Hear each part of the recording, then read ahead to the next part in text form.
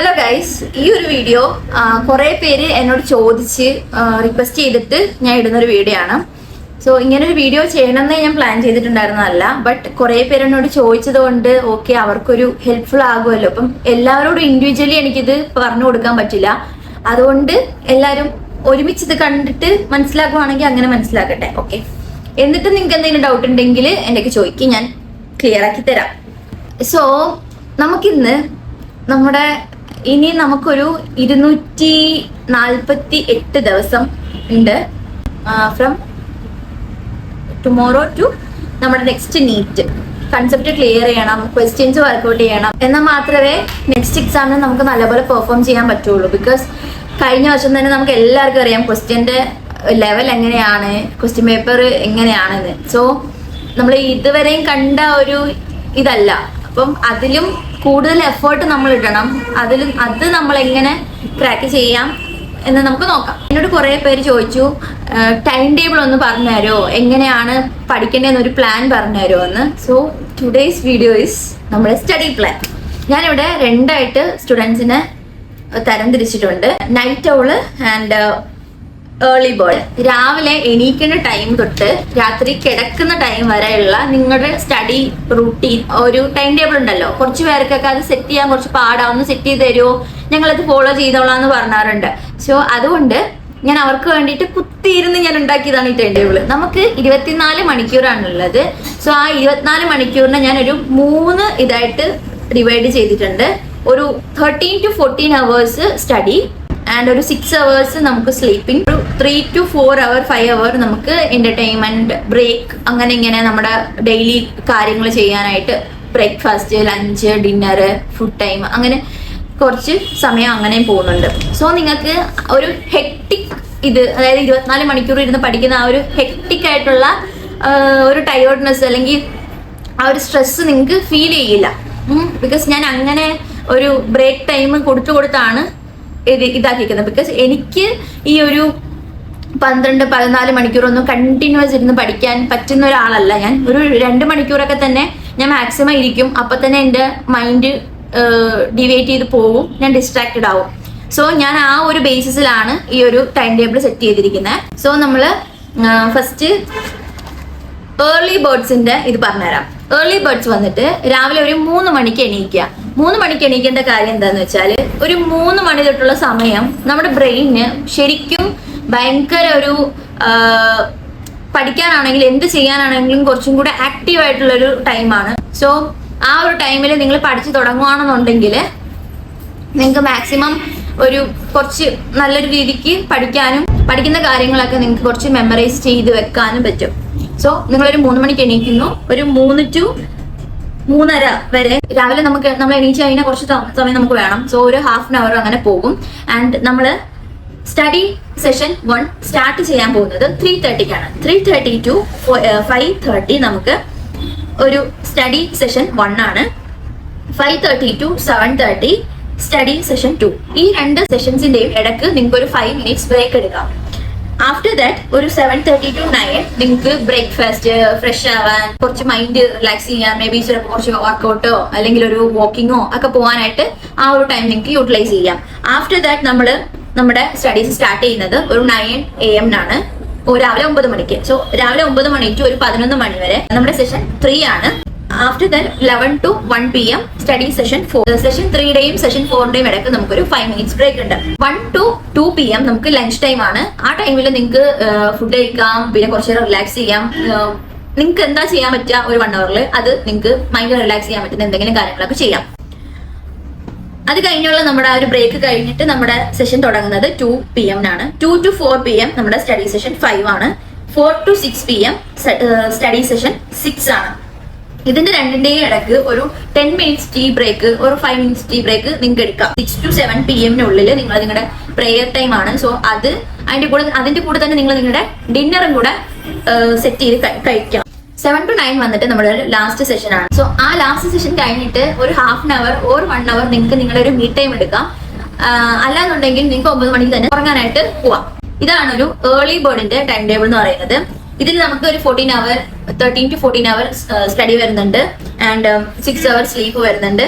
ഒരു 3 to 4 hour ഒരു 4 hour ഒരു റിലാക്സേഷൻ ടൈം, ഒരു ബ്രേക്ക് ടൈം, ഫുഡ് കഴിക്കാനുള്ള ടൈം, അങ്ങനെ ഇങ്ങനെയൊക്കെ പോകുന്നുണ്ട്. സോ ഐ തിങ്ക് ഇതൊരു ഹെക്ടിക് ആയിട്ടുള്ള ടൈം ടേബിൾ അല്ല.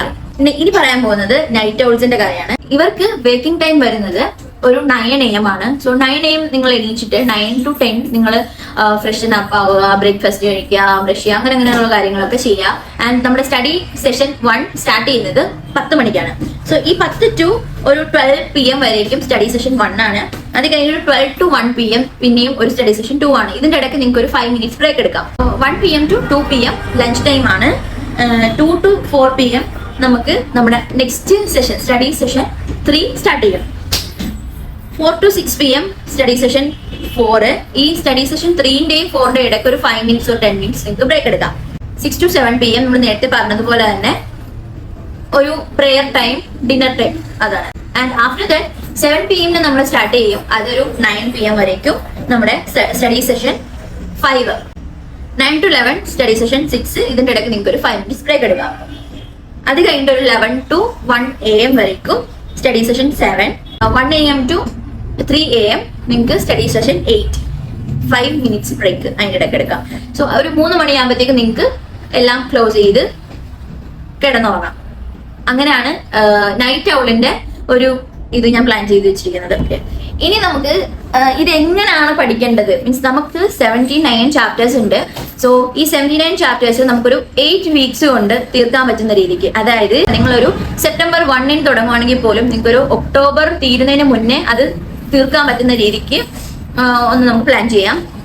സോ ഞാൻ എങ്ങനെ ഇപ്പൊ ഫോളോ ചെയ്യുന്നതെന്ന് വെച്ചാൽ ഒരു 1 week ഒരു 10 ചാപ്റ്റർ നമ്മൾ കവർ ചെയ്യുന്ന പോലെ, അതായത് ഫിസിക്സിന്റെ ഒരു 3 ചാപ്റ്റർ, ആൻഡ് കെമിസ്ട്രിയുടെ ഒരു 3 ചാപ്റ്റർ, ബോട്ടണി ഒരു 2 ചാപ്റ്റർ, ബയോളജി ഒരു 2 ചാപ്റ്റർ, ഇങ്ങനെ നിങ്ങൾ കവർ ചെയ്യുകയാണെന്നുണ്ടെങ്കിൽ ഒരു 10 ചാപ്റ്റർ ഒരു വീക്കിൽ നിങ്ങൾക്ക് കവർ ചെയ്യാം. അതിന്റെ കൂട്ടത്തിൽ തന്നെ റിവൈസും ചെയ്യാം. അതായത് മൺഡേ ടു സാറ്റർഡേ നമുക്ക് സ്റ്റഡി ടൈമാണ്, ചാപ്റ്റേഴ്സ് എല്ലാം കവർ ചെയ്യുക, പോർഷൻസ് എല്ലാം കവർ ചെയ്യുക.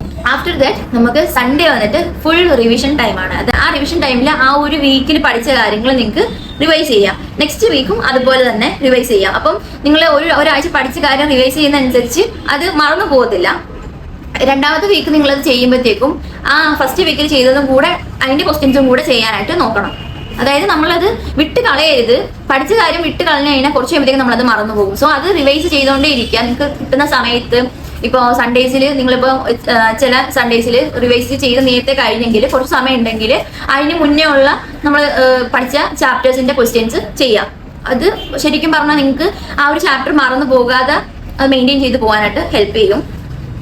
അങ്ങനെ നമ്മളൊരു ഒക്ടോബർ കൊണ്ട് നമ്മുടെ ഫസ്റ്റ് ചാപ്റ്റേഴ്സ് എല്ലാം റിവൈസ് ഒന്ന് കംപ്ലീറ്റ് ചെയ്തു, എല്ലാം കഴിഞ്ഞു.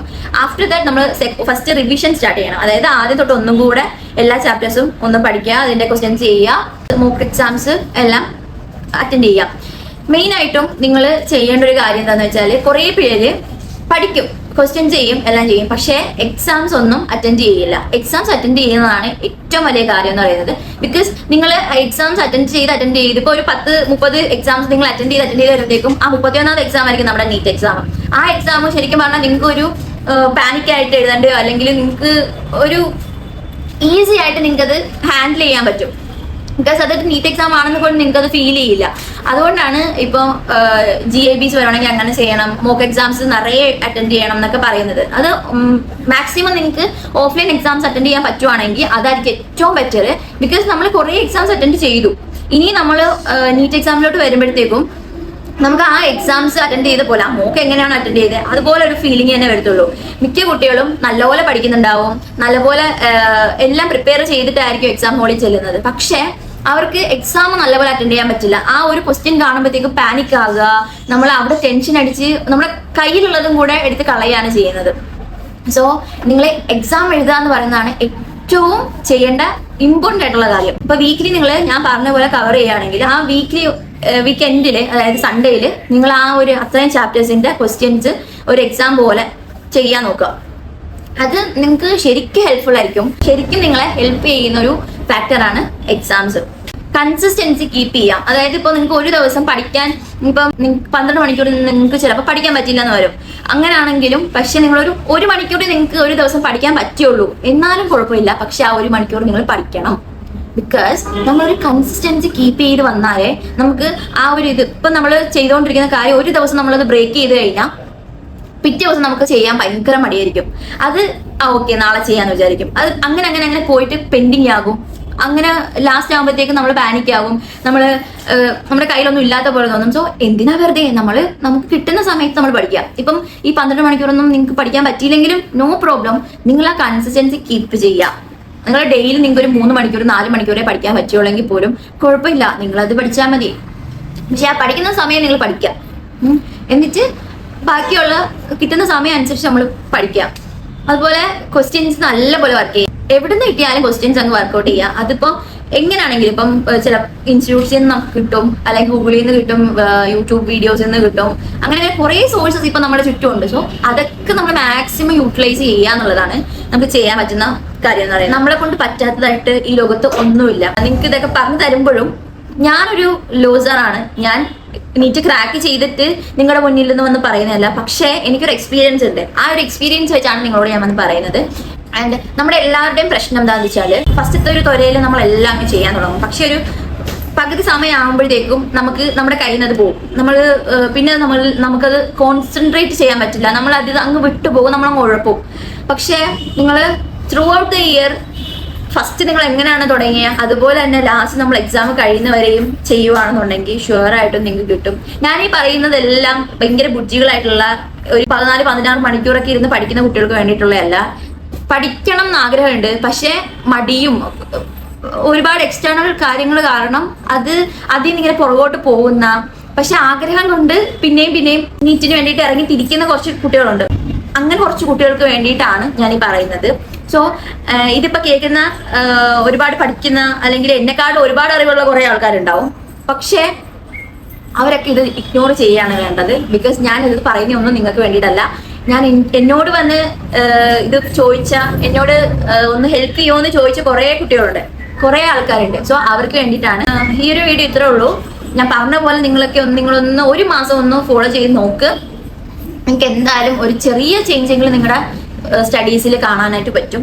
സോ അപ്പം അടുത്തൊരു വീഡിയോയിൽ കാണാം. അതുവരേക്കും ബൈ.